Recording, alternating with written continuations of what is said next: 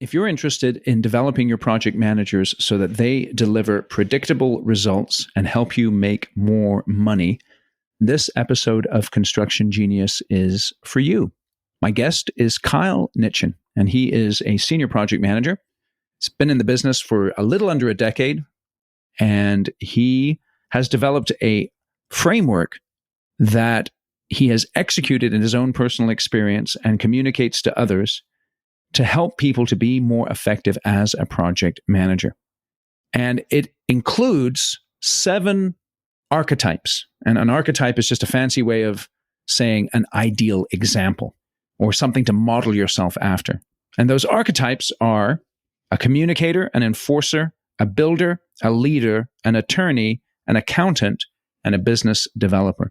In other words, if you want to be a well-rounded, successful project manager, you need to develop those aspects of skill and ability. And that's what we talk about here today on Construction Genius.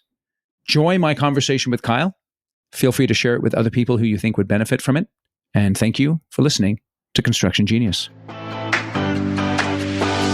This is Eric Anderton, and you're listening to Construction Genius, a leadership masterclass. Thomas Edison said that genius is 1% inspiration and 99% perspiration. If you're a construction leader, you know all about the perspiration, and this show is all about the 1% inspiration that you can add to your hard work to help you to improve your leadership. Kyle, welcome to Construction Genius. Thank you, Eric. Thank you for having me on. Yeah, it's a pleasure to have you on. I'd like you just to introduce yourself to my audience. Tell us a little bit about yourself and how you got into construction, all that kind of good stuff. I've been in construction for coming on a decade now. I work for a world-class national construction management firm called Nitchen Construction. And I am a senior project manager for them, and I'm managing a chunk of operations here in the Southern California region. So that is what I do now. And how I've gotten there, I didn't really have the, typical path into the construction management world. Growing up, I grew up in Canada and traveled around quite a bit for my father's job. And I landed myself in Colorado finishing high school. And I wasn't always a typical, very good in formal education. I didn't get the best grades and that. So when it came to graduating high school, I took some time and just got into working. And that was really what I wanted to do, is just start working. Going right into school really didn't sound too great to me. I wasn't really ready for that and in the right headspace for it. So I got a job for a local landscape contractor, and I was just a laborer working for a landscape company. And it was fun, planting sod, pouring concrete, landscaping homes and commercial buildings. It was really cool. It was a lot of work. But I worked on a crew with some good guys, and I learned a lot about working on a construction site and building projects and kind of creating something. So I did that for a few years until I did finally get my head wrapped around going to school and pursuing a degree to kind of open up what the next set of doors.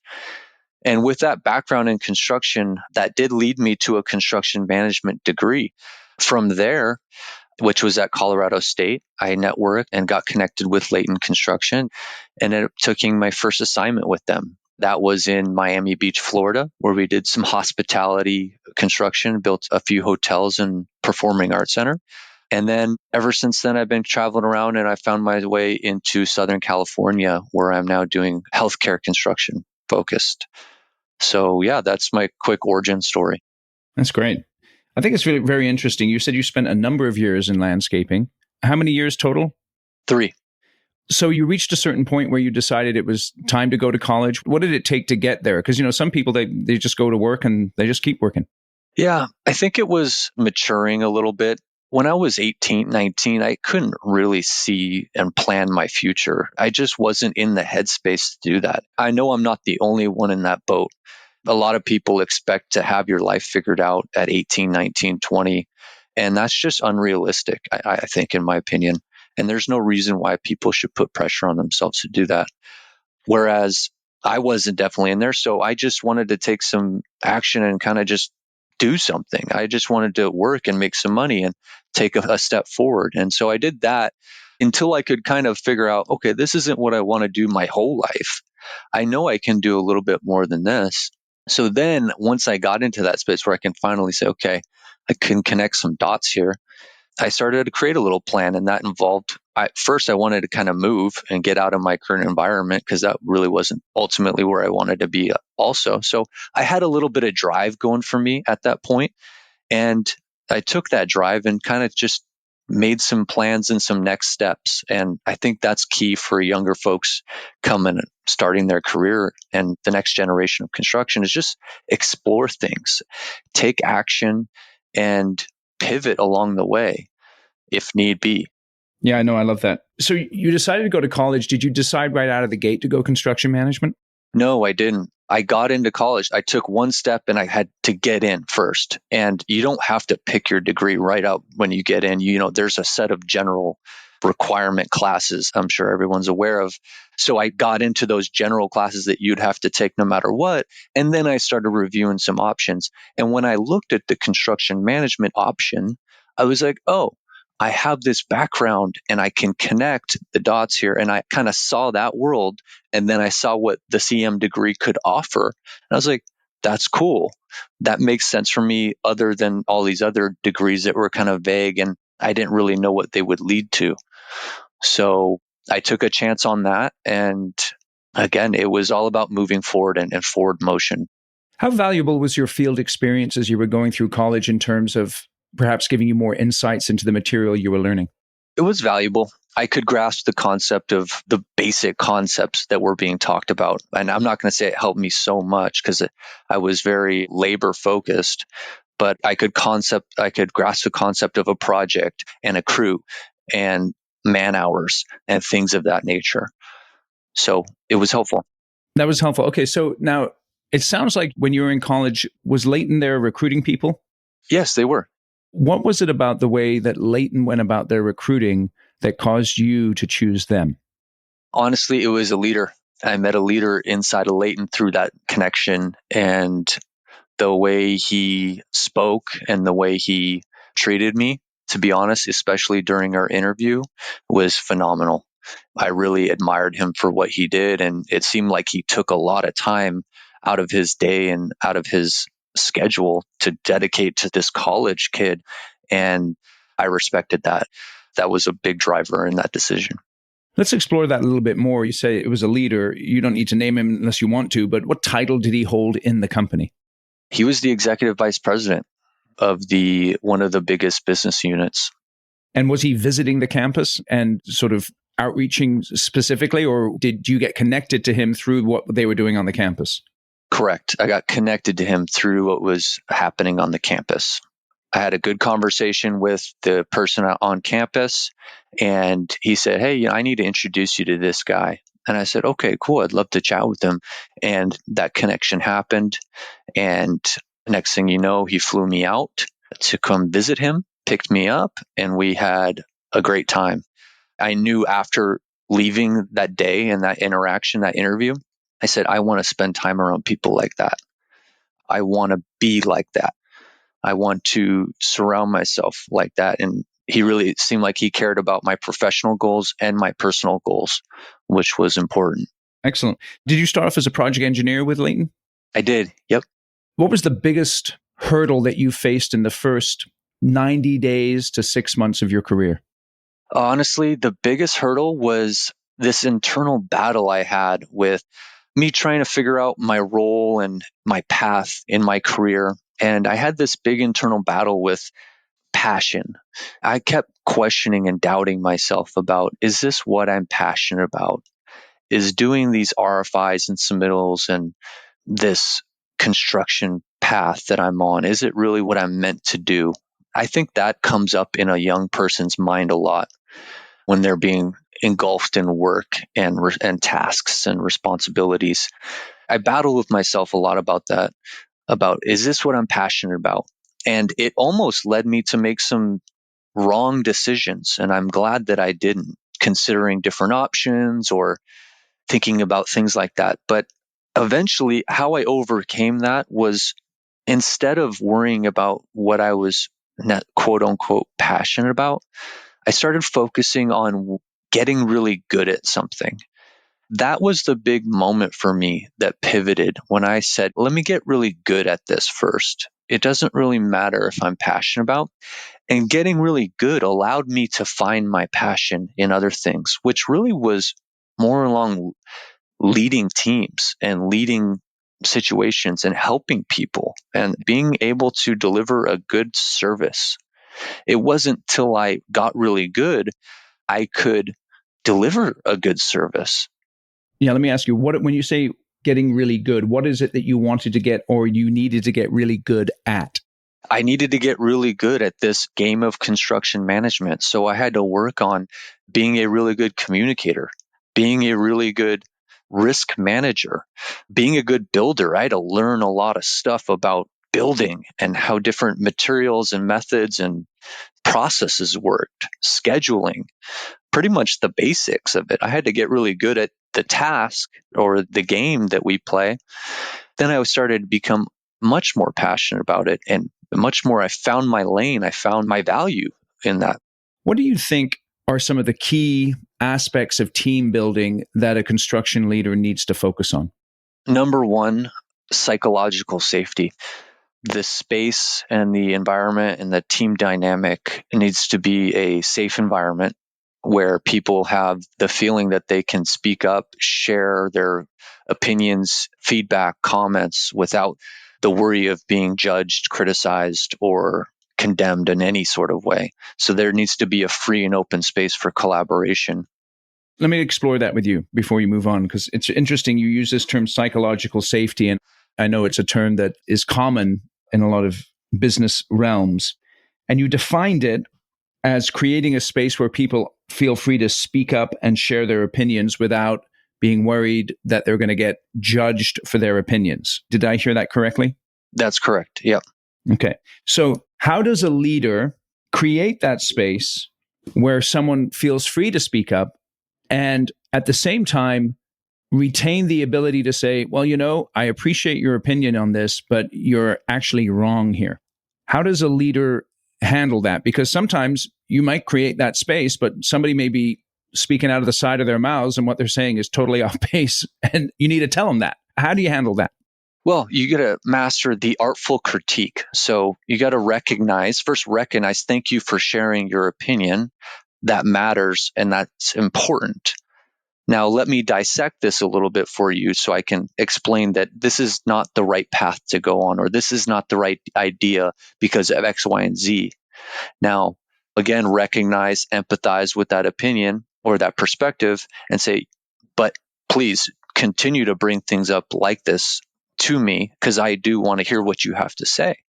So it's kind of an artful delivery of your critique. It's really how you deliver it because you don't want to share that. And yeah, not everyone's ideas or perspective is going to be an effective one. And so that's on the leader to deliver a message like that. It's interesting because as you're talking here, I'm thinking about generational differences, right? Because someone who's older, 40s, 50s, maybe like me, you're hearing what you just said, Kyle, and you're nodding your head because you understand that younger people, generally speaking, want an environment like that. But at the same time, you're sighing, right? Because, dude, why can't I just tell you that your idea is wrong and I appreciate you sharing it, but you're wrong? Why can't I be that direct with someone? Why do I have to be this artful? Because I don't have time to be artful, right? Because I don't have time. I don't have energy.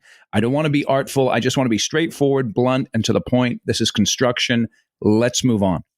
Well, guess what? Yeah, you're absolutely right. But we're human beings and we are all not wired the same way.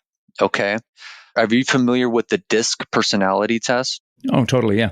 Yeah. So everyone is wired in a certain different way. And people who are very influential and can communicate extremely effectively, they know that person that they're speaking to. So for you, Eric, I can tell that you can handle a direct comment. So if I were to you, I would recognize who you are. If I'm working with you, I'd recognize who you are. And I would come at you very directly because I can deliver that message to you. I know you're not going to lose any sleep. I know you can just move about your day and say, thank you, Roger that. And that's fine. Now, the person on the other hand, they are a little bit more analytical. They're a little bit more in the weeds and they question things and they like to learn every detail. And if I were to come at that person very direct, they would probably think that I'm hurting their feelings or I am judging them, when in reality, I'm not. I just want to get straight to the point and want to reach my goal, and we want to stay on track. That's what we have to recognize. You have to know your audience. And there's a way, DISC is one of them, but there's a few other ways that you can kind of get quick reads on people. And you got to tailor your communication to who you're speaking to. So it's important when you're managing a team and leading a team that you know with the personality and the behavior type that each of your team members fall into. And you got to remember that when you're communicating with them and working with them and receiving their ideas and critiquing their ideas. Okay, so that's really interesting because you're talking about this idea of psychological safety. And I like the way that you defined it, because you find it as being able to creating a space where people are willing to speak up and able to speak up. And then you brought in this other element here about a leader needing to understand the difference between personalities. And I know that my audience right now is shaking their head and saying, yes, I agree with that. But that really is the challenge, isn't it? Is understanding the differences between people. And I think one of the hardest things for people to do is to be able to get out of themselves and see things from another person's perspective. And then one of the things I think leaders struggle with is adapting themselves to other people without compromising or feeling that they're compromising their values. Because sometimes when leaders choose to approach someone in a way that feels unnatural to them, they feel like they're doing something wrong. They feel like they're compromising in some way because they're changing their approach. Is that something that you've experienced or something that you've seen? I've seen that, yes. That might be kind of an ego thing, to be honest. You got to keep your ego in check. If you are uncomfortable with getting outside yourself and maybe detaching from your direct style of communication, most CEOs and leaders, top leaders are the direct style. They're the eagles. They're the people that just go for it and have a direct style of communication. Well, they also should be able to detach and go to the other side of the spectrum and put that full humility on and take on a different hat. And yeah, so I've seen that. But at the end of the day, your responsibility is to grow your people and to make sure your people are well understood and can do their job. And that requires you to see things and put yourself in different situations and get outside yourself.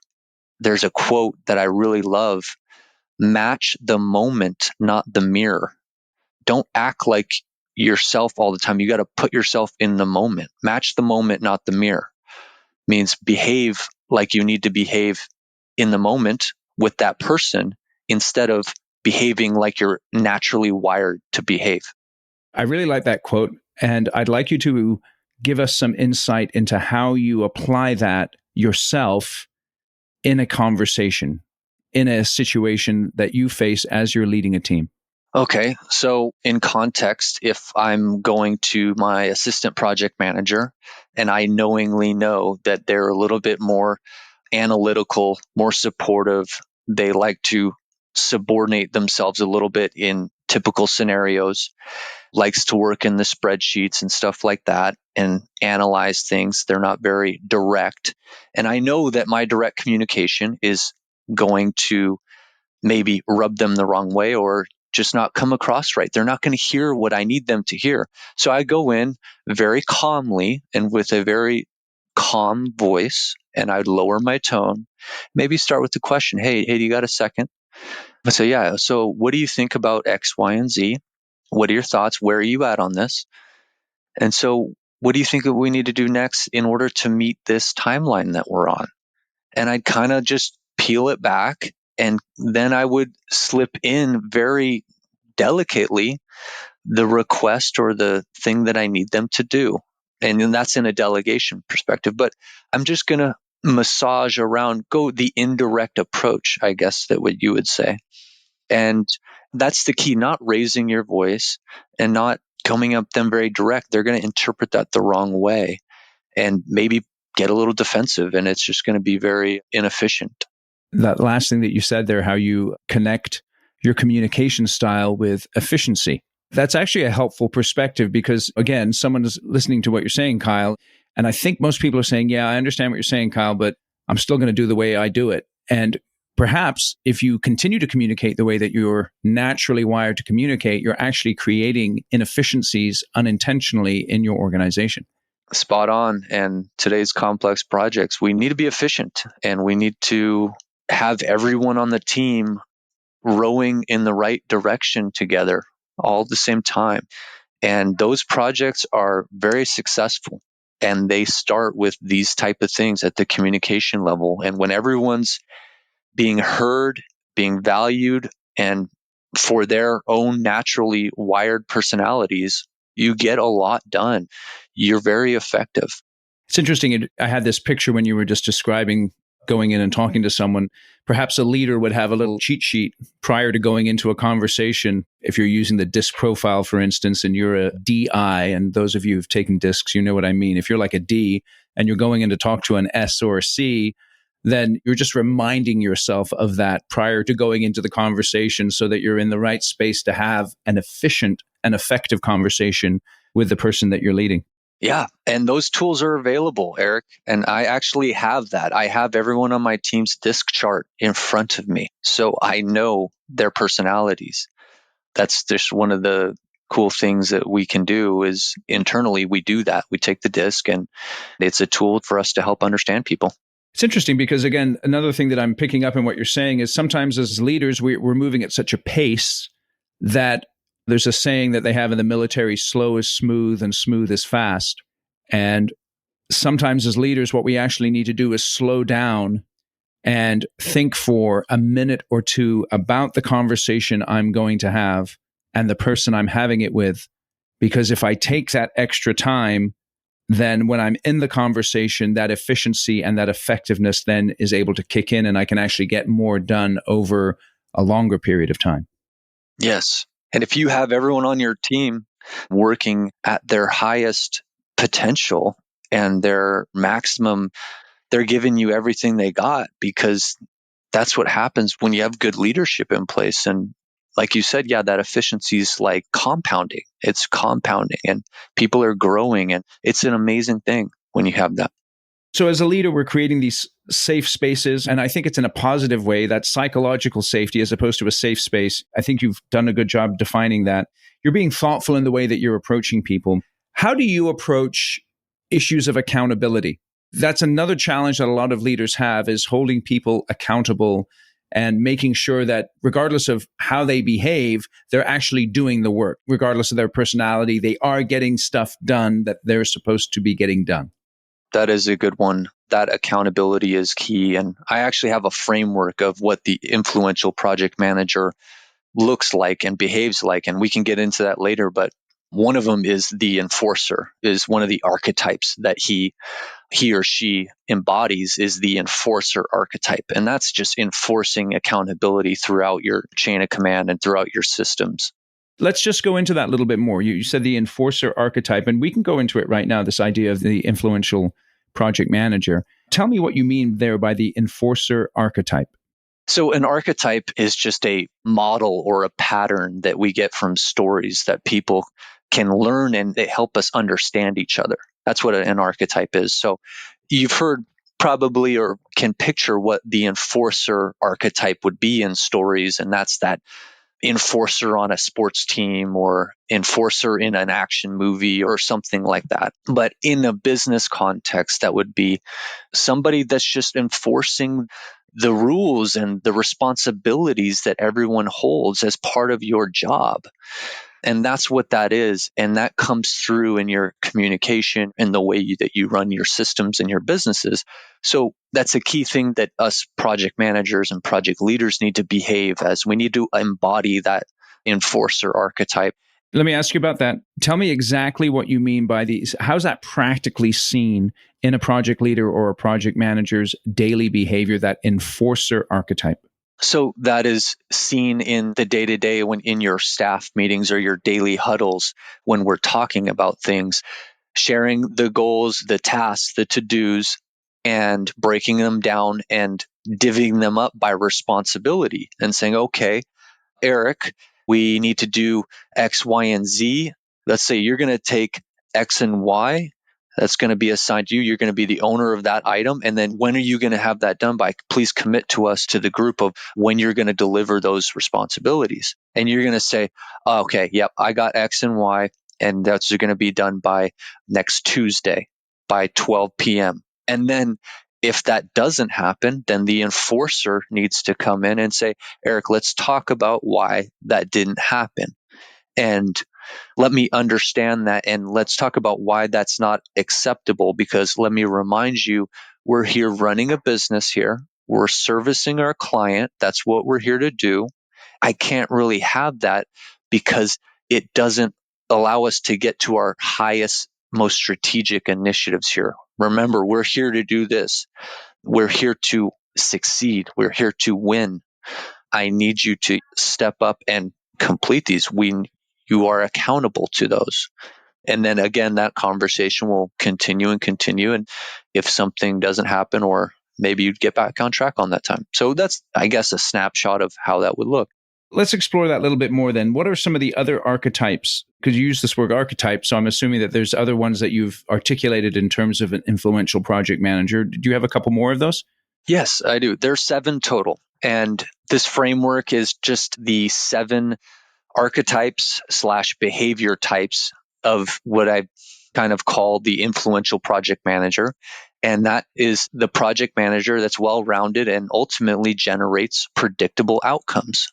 So with these 7 behavior types, these are what I've found to be the most common leading indicators that lead to a predictable, successful outcome, whether a happy customer, a project that finishes on time, a project that finishes within budget.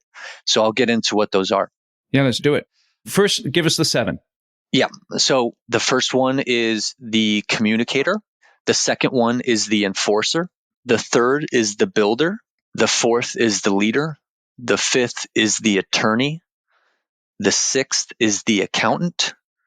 And the seventh is the business developer. Cool. Which one do you want to start with? Well, let's start with the leader. One of my favorites. And just so you know, we're not all perfect. Each of us have strengths in some of them and we're weaker in the others.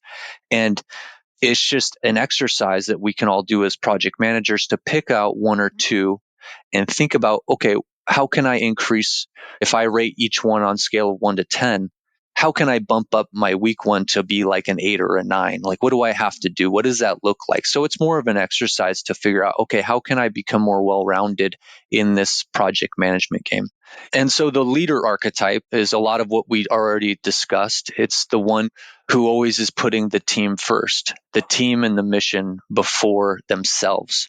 They're willing to do thankless tasks in the shadows and not receive any recognition. They create and nurture other leaders. And so they're constantly trying to develop other leaders, and they take extreme ownership over everything that happens underneath them, around them, and with them. How does the leader then distinguish doing thankless tasks with being stuck in the weeds?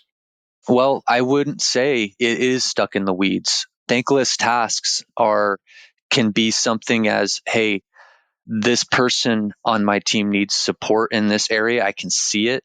Let me go ahead and just do this because it's the right thing to do, so that person can get back on track. Or, hey, maybe my team's being a little distracted right now because of something that's going on. Well, let me go ahead and take care of that distraction so my team can stay focused on what's most important. It's just kind of filling in some gaps of what needs to be supported or where that needs to happen. Or it could just be as simple as just staying up in the 30,000 foot range where leaders need to spend most of their time, and just dishing out, not doing it for the recognition. It's just simply giving recognition and recognizing people. Hey, this is Eric. Hope you're enjoying my conversation with Kyle. Quick break to tell you about a special offer. And it's all about my book, Construction Genius. Here's the special offer. If you purchase 10 or more copies of Construction Genius on Amazon, they're $20 each. Reach out to me and I will schedule with your team, with the people that you give the book to, a 1-hour Zoom call where I answer any questions that you'd like about the book and provide you some bonus leadership training for the folks in your organization. Now, I would normally charge $2,500 or more for an hour of my time, but all you need to do is purchase 10 of these books at $20 each, which I think is about $200, right? My math sucks. And then just contact me and I will conduct that for your team. So go out to Amazon right now, purchase 10 copies plus of Construction Genius. Contact me via email, eric@constructiongenius.com, and we'll get that Zoom call with your team scheduled. All right, back to my conversation with Kyle. How do you distinguish this idea of the thankless tasks from micromanagement? The reason I'm asking this is because I don't disagree with what you're saying, Kyle, but I'm curious because a lot of leaders get stuck either doing things that other people should be doing or micromanaging people while they're doing their tasks. And that's kind of what popped into my head when you talked about those thankless tasks. And I just want to make sure that we're distinguishing that for the audience so that we can think through this clearly. Yeah, those are two separate things. So micromanaging, it's never a good thing. And you're going to have to understand that your people are not going to do everything perfect and exactly how you want it to be done. And that's fine. If they can get it to 80%, 90%, that's good enough. And that's okay that it's not going to be done exactly how you would do it. So we got to get out of that mindset of, hey, that's okay. As long as it gets done, it might not be the way you did it exactly or the way you thought you would have been doing it exactly, but that's never going to hurt. If I'm from my personal experience, that's never have put me in a bad position or put anyone really in a bad position. So you dealt the micromanaging and doing things that you shouldn't be doing. You should ask yourself, does this thing require my expertise or not? And if not, then you need to delegate that and get that off your plate to someone else. Okay. But if it does require your expertise, then maybe you should have some involvement in it, depending on what it is. But that's usually my indicator of, hey, I know that my expertise is not needed here. My exact perspective is not needed here. Maybe some of my expertise is, but someone else can do this. I got to get it off my plate because I got to focus on what's most important. I got to focus on the future and what's coming down the pipeline. Let me highlight that one phrase real quick, Kyle. Your exact perspective is not needed. And that, to me, is something that you were talking about earlier, where a leader needs to let go of their ego sometimes. Yes. That's interesting. Anything else on the leader archetype before we move on to the other ones? No. So tell me about the communicator archetype. The communicator archetype, it's the archetype of the person that is, you probably think it is an excellent communicator. The person that's always keeping everyone on the same page. They're communicating a lot and they're communicating effectively. And they're tailoring that communication to their audience, to those personalities. They're thinking about who that is being received by, what they're doing, how they might receive it, and they're tailoring that message accordingly. They communicate with all the tools. They communicate with thoughts. They communicate with words. They communicate with visuals. They communicate with body language. Okay, so they got the full spectrum. They are the master of clear communication. Clear communication. Let me define what that is. Clear communication is when the idea in my head and the idea in your head is the exact same after I communicate it to you. So there is a match. So when I'm communicating my idea and it goes into your head, it's the same. I might even double check, hey, you want to repeat that back to me so I know that we're on the same page? And you say, okay, wait, there was one little detail that may have misunderstood. So let me add that in. That's clear communication. Let me ask you about body language. What is a particular aspect of body language that you focus on when you are communicating? If I'm communicating, I'm going to be making eye contact. I'm going to be listening as well, as if we're going back and forth. That is a huge component. I think communicating is like there's more listening than there is actually speaking and communicating.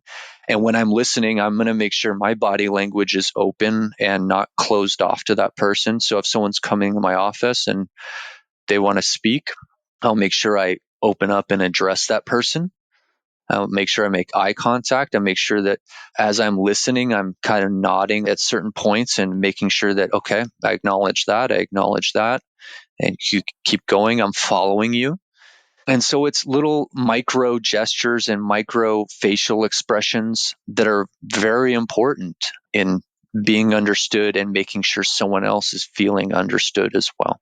What are some key strategies or tactics you can use to be a better listener, do you think? Like I said, body language is one of them. Opening up your body language, maybe not crossing your arms so much. So you're saying that body language affects your ability to listen? Yes, it does. If your body, your mind, and your words will typically follow your body. There's a physiological aspect that I'm not an expert on, but people can look that up. There is a connection between body and mind, and especially with other people too. You can notice it in other people is if their language is a little bit closed off, then you can kind of either point something out, it's open up a little bit, or you can maybe say, this might not be the right time to talk. I might need to come back at a later time when something's clearly on a person's mind. As far as listening, asking questions during the conversation to make sure that you understood, nodding, acknowledging, maybe, okay, interesting, something like that. As the person is talking, letting them know that you're following the message, you're actually thinking and about this. You're not worrying about what you're going to say next. That is huge. So actually just listen and put your biases aside, because that's another thing. You might be triggered on your certain biases and the way our mind works. You need to put all that side, your own ego and perspective out of it, and just hear the other person's side, and then formulate after that they've got everything out they need to say. You can formulate your next move and your actual response. It's going to be very effective. Excellent. So we've done the communicator, we talked about the leader, we talked about the enforcer to kick off. Tell me about the builder. What do you mean by the builder archetype? The builder archetype is a master of the art of building and has in-depth knowledge of materials, building systems, knows how to efficiently run a site and an operation construction-wise. So you're ultimately taking on the superintendent archetype or the superintendent mindset or how they think about things. That is an important component because that's what we manage. We manage construction. So the more you know about the work and how it's executed and what the challenges are for the people who are actually doing the work, the better manager you can be and the better you can ultimately control your outcome. So that's key. And I may have missed that when you asked previously what was a big mistake that a lot of young PEs do that come into the industry. They don't invest enough time into the field and learning the building aspect of it and spending time with their superintendents. I think I made that mistake for a little bit too. I wish I would have done it sooner. Why do you think PEs make that mistake? Because it's uncomfortable. It's outside their comfort zone.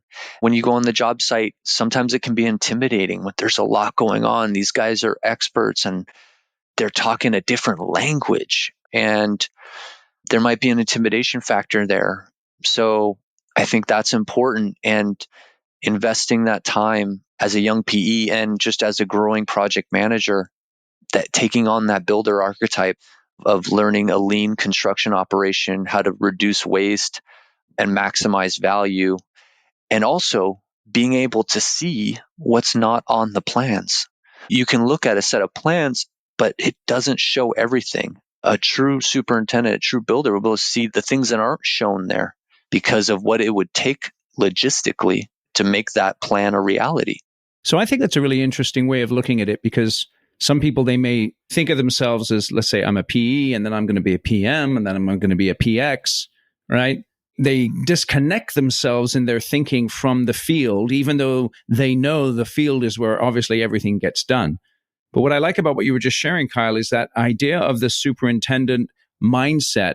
It's not that you are the superintendent, but you're learning to think as a superintendent thinks about a project in a more hands-on and direct way, so that you kind of get a real feel for what needs to be done as you're leading a project team in a particular situation. Yes, absolutely. And the way we structure our jobs, or I structure, is the superintendent's our business partner. We are equal leaders on executing this project. And to be able to see it from their perspective is key as a partner. So, yeah, we need to exercise that archetype and embody it. It's really interesting. I think I'll just make another point on that if you're a leader in your construction company, if you can communicate something of what Kyle was just hitting on there in terms of encouraging your PEs and your PMs to take on a superintendent type perspective, that can really help bridge the gaps that occur often between the project side of an organization and the field side of an organization, or the office in the field. Yes. Okay, let's go on to the attorney archetype. That's an interesting one, right? Not many builders think of themselves as attorneys. I think I know where you're going with this, Kyle, but just explore that with us, please. Yes. So the attorney archetype is exactly what it sounds like. It's the risk management side and compliance side of what we do. I've had my mentor tell me in the past about, hey, you're not actually a project manager. Think of yourself as a risk manager. Okay. Get your mind in that. And that really stuck with me. It's important because how we're all working together building this project, but we're all tied together via contracts, right? We're all tied together via this contract where the owner to GC, GC to sub, sub to vendor, everyone's tied together contractually. So you need to know how to navigate the world of contracts. And contracts are often in a bunch of jargon that a lot of people can't understand. So as the influential project manager, you need to be able to be comfortable in that world of contracts and be able to communicate what this means contractually to other people and how to enforce it properly, ethically, and correctly to other people, because that is how this game is played and how we manage our risk as organizations. How does a understanding of the contract affect a project manager's ability to influence and gain credibility with the folks who are doing the work out in the field? For me, I wouldn't go to the field and talk about anything related to a contract, right? But my communication would be backed by the contract requirements. So I would make sure, me knowing the contract and everything that it means, I would help people, guide people to stay within the limits and within the guidelines of the contract. And that way it keeps everyone safe. It's not a weapon. It's not something to beat over the head with people. It's a roadmap. It's something that all of our companies agreed to abide by when we went in and set off to execute this project. So I would do it to help keep everyone safe. And if I know how to articulate it and I understand it, then I have the best ability to do that. Excellent. So let's talk about the accountant then. Give us a little bit about the accountant archetype. The accountant archetype is also what it sounds like. It's being well-versed in cash and financial literacy.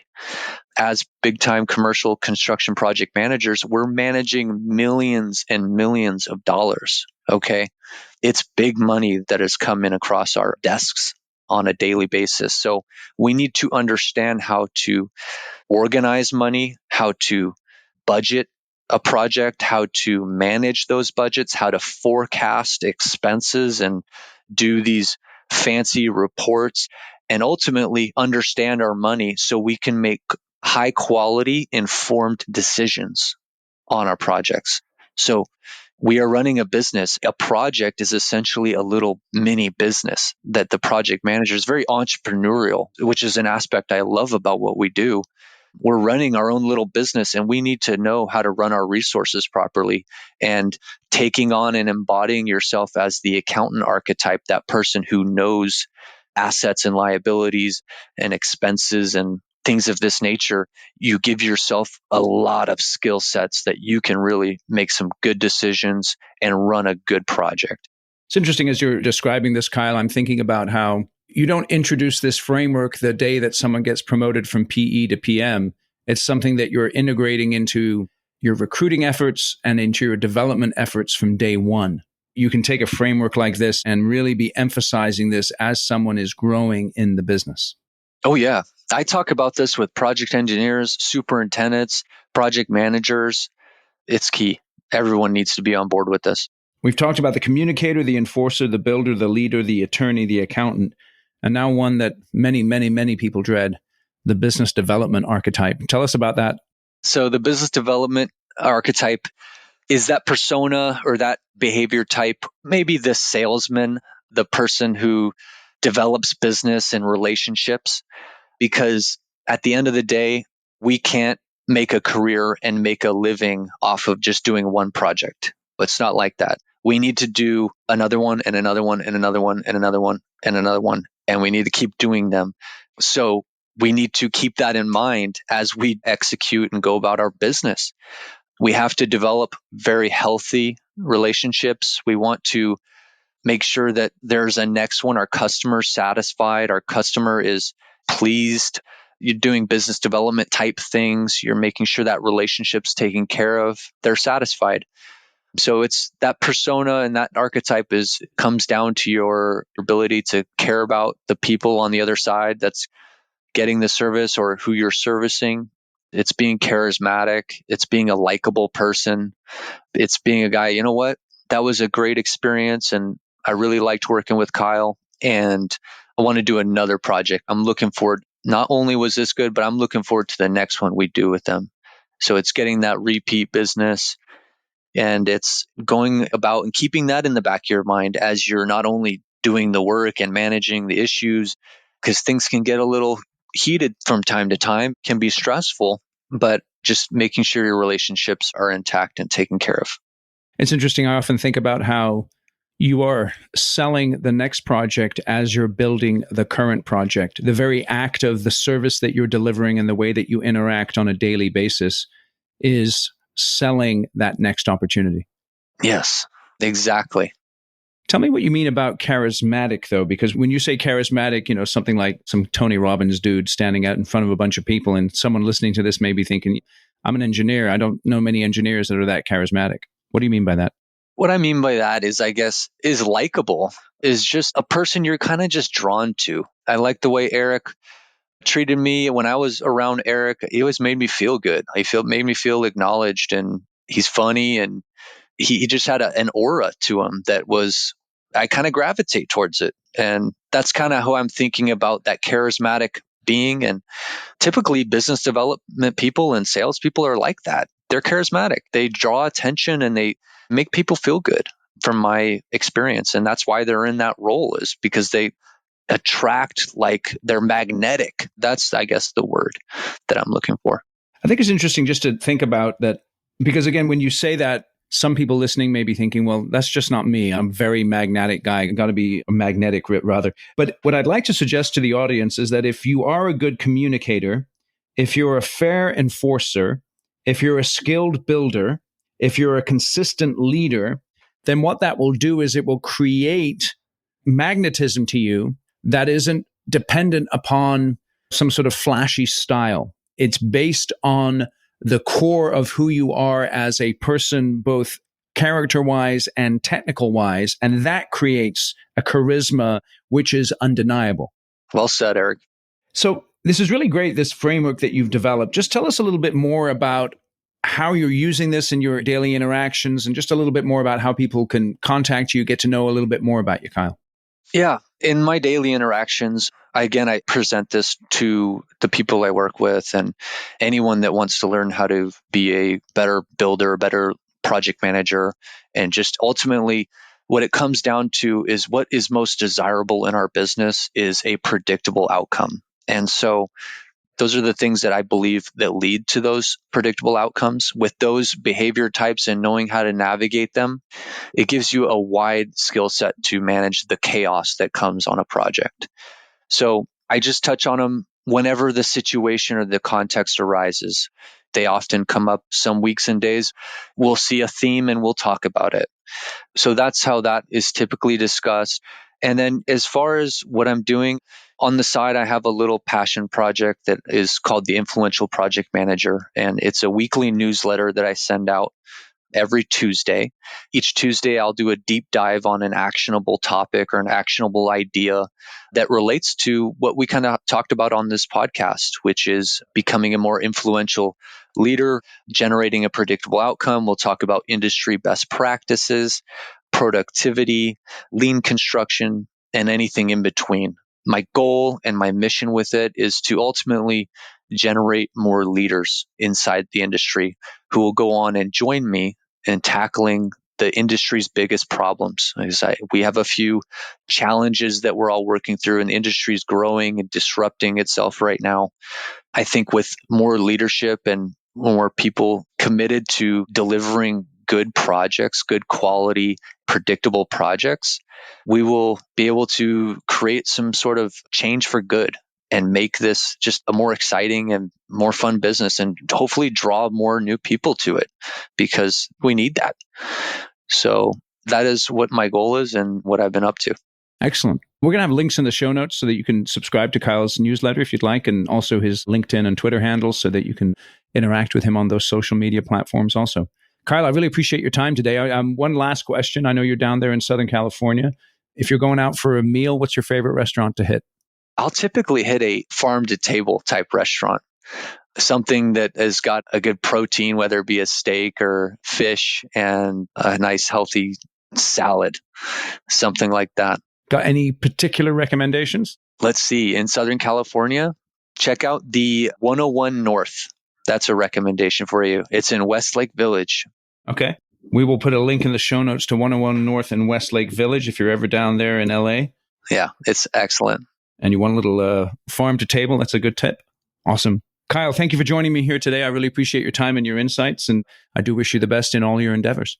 Thank you, Eric. I appreciate it. It was fun. All right.